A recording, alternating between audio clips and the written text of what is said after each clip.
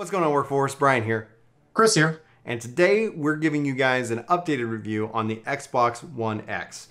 It's been almost a year, pretty much, and essentially we thought we've spent a whole year with it. What do we think about it? What do we like about it? Are there any issues that we have with it? And so, Chris, before we actually jump in, there's a really cool article that kind of Polygon put up, and I'll bring that up into frame here in a minute. But what's your thoughts? Like, it's been a year. How are you liking your Xbox One X? So the Xbox One in general has been a wonderful experience, which is great. You know, the Xbox 360 was a great experience, but then you started to get, as it got older, you had that red ring of death and everything. So the Xbox One's been a little different in that rather than just replacing it entirely, they've had these kind of like baby steps.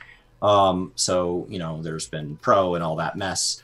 The Xbox One X, in my opinion, feels like, you know, because my brother's one of the middle steps and so on, is the first full step from an Xbox One. Now, yes, they're playing the same games and stuff right now, but it really does feel an entire step above the original. And it really shows itself in when you play on the other system graphically, but also when you're in multiplayer content, how much faster you get through load screens, how much smoother it is, how few times your client crashes. It's just faster. It just handles things better. It's an incredible experience. The only thing that Xbox, especially the X, has going against it really is kind of the software and exclusives library, which it seems like Microsoft's working pretty hard to overcome. But as somebody who has spent his last year with his X, upgrading from an Xbox One, I didn't have an S. I'm sitting here and like I love the form factor. I love that there's no power brick. The thing is a beast when it comes to just getting into games, out of games, moving around the user interface. And that's actually the thing is like I hadn't played on 4K when I got it, and I don't have a 4K TV. But I got to take this beauty over to my parents' house, who they do have a 4K TV, and I was there, and I'm like, it was the moment where I get 4K gaming. All of a sudden, I was like, oh, I get why people are excited about it. Because it took a minor adjustment. It took a little bit to get used to just that just how intense and sharp the image was. And then after that, like I was playing Nier, I was playing Destiny 2, I was playing everything that I had on. I was just going down my library because it was just a great little time. I was just thinking, I was like, oh, what does this look like? And I loved it. I had a blast with it. Got to play it. My brother has a 4K TV, and he has an X.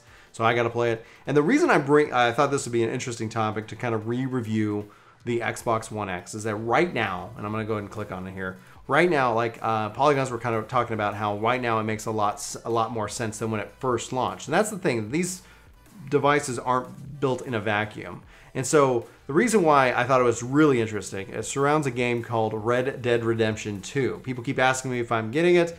I keep answering, my brother's going to let me know. There's a Red Dead online, and he is playing it right now, and I told him, I was like, if you want to get in and invested, let me know.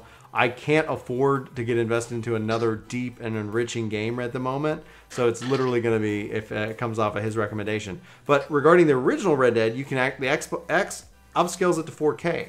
And if you're interested in Red Dead Redemption 2, right now at this moment, it's $100 off with the purchase of Red Dead Redemption 2, bringing it down to $400 in the cost of the game. So, like you're saving $40 at the end of the day as far as it goes. And I was like, seeing on Twitter, everybody is just like, when it comes to Red Dead Redemption 2, like this masterpiece of a game as reviewed by many, critical sites. And I was like, and people were like, yeah, you absolutely have to play it on the X. And then I'm like, it seems like, and especially in relation to this Polygon article, that it's the first real showpiece of 4K gaming and what native 4K gaming does. There's things I want. I want native 4K at 60 frames per second. I'm a frames per second guy. Every time the system, which the games that are supported in the enhanced mode, say, do you want performance or do you want visuals? Performance every time. Like visuals, like I play Final Fantasy 11 occasionally. Like I'm not in it for the 4K.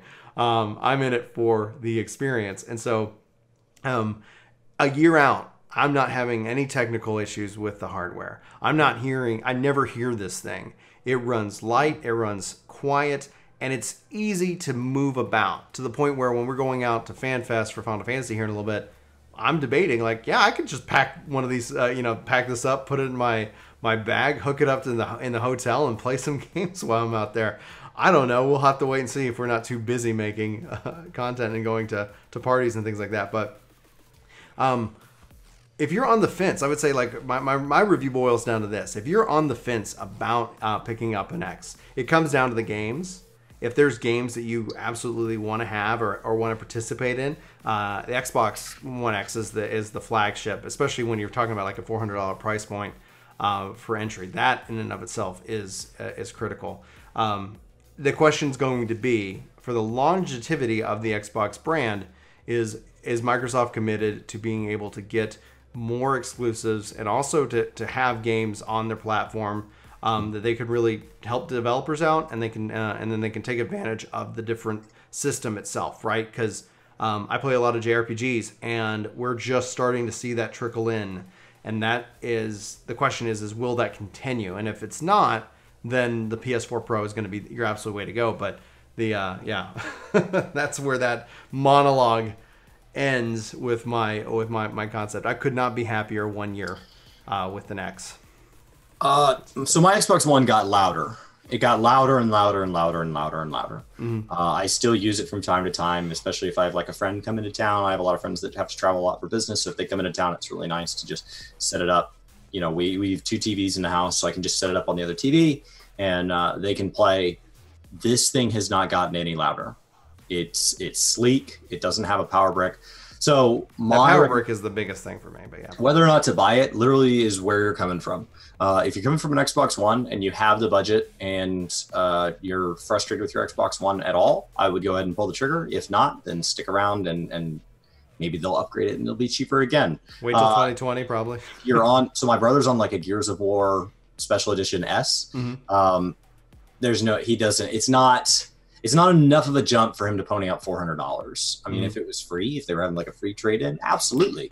But that's not where they're at. So if I had a friend that was looking at buying an Xbox, I would go ahead. They just don't own an Xbox. I would start with the X. I would not buy any of the previous. I would just go straight into the X. Although with these kind of upgrade programs being cheap, if you are on the fence and you're like, you know what, I'm a huge PlayStation fan and I just have one game I want to play with my Xbox friends, I do have to admit that the nice thing about the X being so good and about the recommendation that Brian and I just gave is that there is probably a huge number of originals that might run loud and might run slow that are going to hit the market dirt cheap. Mm-hmm. Because my first and foremost recommendation is if you are coming over to play more than one game ever, if you are coming over to play regularly at all, I would jump straight to the X. It's been one of the single most impressive pieces of hardware I bought in a long time.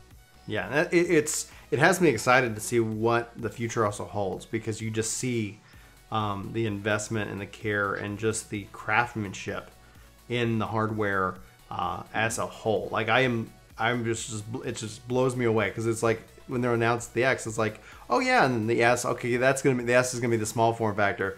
No, the X is smaller than the S. Okay, I guess S doesn't stand for small. Yeah, it's smaller, it's quieter. It's insanely powerful, and that makes playing games on it just a real joy. And I think that's going to be interesting to see how the X actually shapes the future of PlayStation and the future of Xbox as we go into the next generation. Because I think PlayStation fans are going to really benefit by what Microsoft has done with the X, because then they can kind of take this and say, well, how do we start next gen? You know, what are the minimum requirements that we're putting out there? And the fact is that 4K TVs are becoming more cheaper. They're becoming more prevalent, and I think people are starting to really, do that shift. We're not yet in that position where we're going to budget for a 4K TV, but when we do, I've got the system ready to rock and roll on it. The question is always about the game. So yeah, I think it comes down to I'm definitely on the buy side, because I enjoy just a very eclectic range of games. If you are looking for Persona 5, you're not going to find it here. If you're looking for these really powerful JRPGs, you're going to start seeing those trickle in, but it might feel like, kind of lonely. But from a third-party perspective, the benefits really are showing themselves now, especially with backwards compatibility. And I think that's actually kind of a key differentiator between Xbox and PlayStation this generation. But that's just our thoughts. Chris, you got any final thoughts? No, I'm looking at mine now, and the only regret that I have about it is that it is not turned on. So I think that's what I'm going to go do next. Cool. All right, guys. For Work to Game, my name's Brian. My name is Chris. Thanks so much for watching this video. And we'll see you next time. Take care. Oh, excuse me. What's up, workforce? Chuck here, telling you, you should totally like, favorite, subscribe, share, dance, raise your hands in the air. I'm off camera. I'm off frame. I'm new at this. Hey, listen. Yes.